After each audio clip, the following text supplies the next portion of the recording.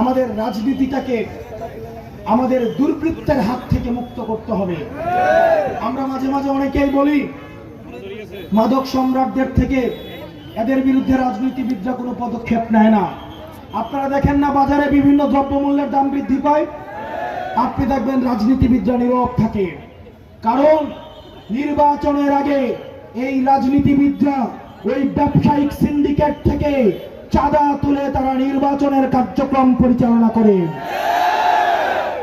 সেজন্য নির্বাচনের পরে ওই ব্যবসায়ীরা যারা রাজনৈতিক দলগুলোকে ডোনেট করেছে, তারা যখন জনগণের বিরুদ্ধে গিয়ে দ্রব্যমূল্যের দাম বাড়ায়, তখন রাজনীতিবিদরা কাঠের চশমা পরে সংসদে শুধুমাত্র প্রধানমন্ত্রীর গুণগানে ব্যস্ত থাকে।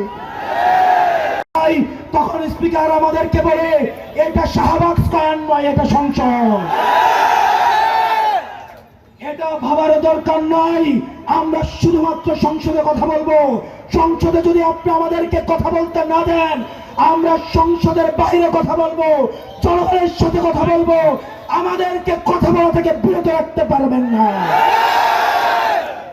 মনে রাখতে হবে, ভয় দেখিয়ে জয়কে বন্ধ করা যাবে না।